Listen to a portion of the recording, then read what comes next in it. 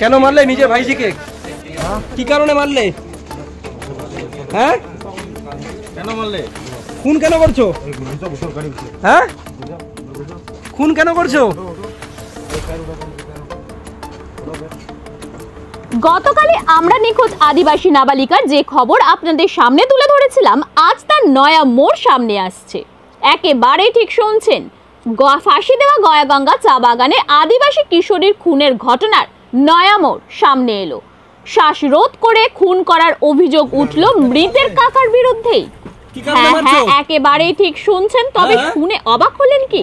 কেননা যে কাকা গতকালই ক্যামেরার সামনে বক্তব্য দিয়েছিলেন এবং যত তাড়াতাড়ি সম্ভব উপযুক্ত বিচারের দাবি জানিয়েছিলেন, আজ পুলিশ সূত্রে জানা গেছে তিনি মূল অভিযুক্ত।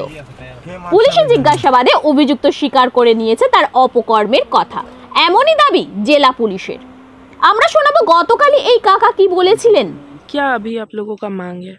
हम लोग जल्द से जल्द जो आरोपी है उसको पकड़े, पुलिस से वही अनुरोध है, रिक्वेस्ट है। क्या लगता है उनका जो फोन डिटेल्स है उससे कुछ पुलिस को मिल सकता है? मिल सकता है।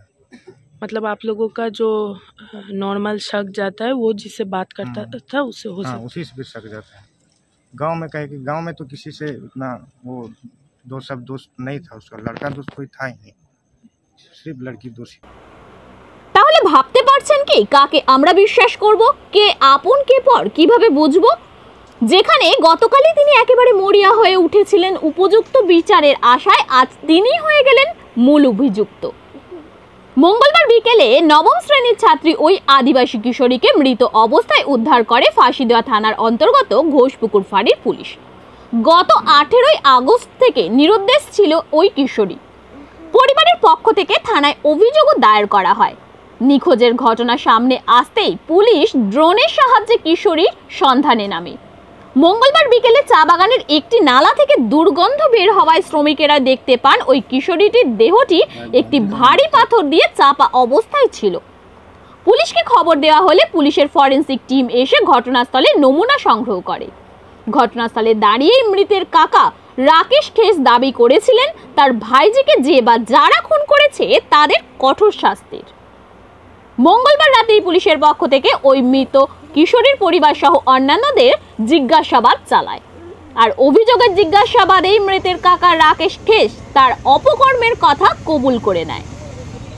এদিন ফাঁসিদেওয়া থানায় সাংবাদিক বৈঠক করে জেলা পুলিশের সুপার প্রবীণ প্রকাশ জানান, কি কারণে মৃতের কাকা কিশোরীকে এভাবে খুন করেছেন তা এখনো পর্যন্ত পরিষ্কার নয়। প্রাথমিকভাবে মনে করা হচ্ছে পারিবারিক বিবাদ থাকলেও থাকতে পারে।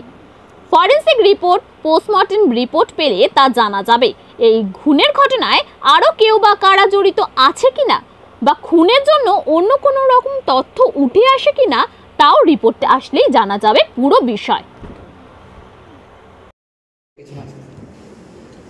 আমাদের এখানে কালকে একটা ডেড বডি, একটা আন্ডার এজ গার্ল আছেন, ওনার পাও দিয়েছিল টি গার্ডেন খাল মধ্যে। তো আমরা ওই সম্বন্ধে এটা বলতে চাইছি, কালকে আমরা বলেছি কি আমরা একটা মিসিং বাচ্চা হয়েছিল যখন সানডেকে, তখন ফ্যামিলি আমাদের কাছে মানডেকে এসেছে, ওরা নিজেই খোঁজবিন করেছে, না পাওয়ার পরে ওনারা আমার কাছে এসেছে। আমরা ইমিডিয়েটলি যে আইন আছে 137/2 BNS মধ্যে, ওর মধ্যে একটা কেস রেজিস্টার করেছিলাম আমরা। তারপরে আমাদের পুরো টিম সক্রিয়ভাবে ইনভেস্টিগেশন মধ্যে লেগে গেছিল, আর যেইভাবে অনেকগুলো লোককে ইন্টারোগেশন করা হয়েছে, তারপরে টি গার্ডের মধ্যে ড্রোন করানো হয়েছে, কিছু হাদিস পাই আমরাও সারাদিন মধ্যে কিছু পেলাম না, কিন্তু অনেকগুলো লোক ইন্টারোগেশন আমরা করলাম যে লাস্ট টাইম মেয়ে কার সাথে দেখা করেছে না করেছে, এরকম জিনিস হয়েছিল। ওই ঘটনা সম্বন্ধিত কালকেই আমরা একটা ডেড বডি পেলাম, যেমন এখন বললাম আপনাকে। তো ওটা করার পরে আমরা ইমিডিয়েটলি ওখানে একটা রিজনাল ফরেন্সিক সায়েন্স ল্যাবরেটরি আছে যে জলপাইগুড়ি, ওখান থেকে ডেপুটি এসে উনি পিও ভিজিট করেছেন, কিছু স্যাম্পল কালেক্ট করেছেন। ওনার রিপোর্ট এখন অবধি আমরা পাইনি, কিন্তু পাবো কিছুক্ষণ মধ্যে।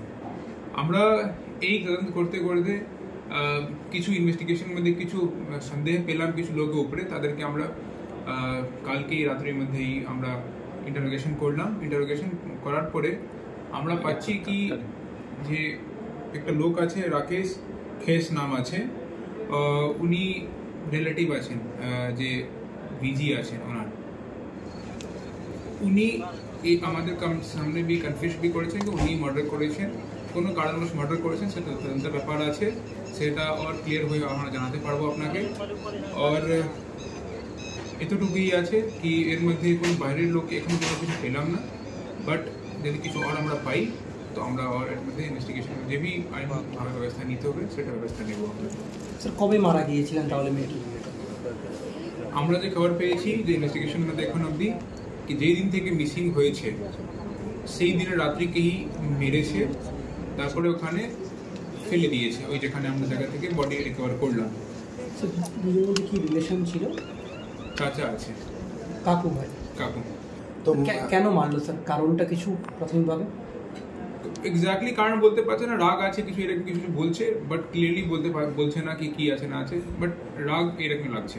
স্যার একাই মেরেছে না অন্য কোনো সাথী রয়েছে?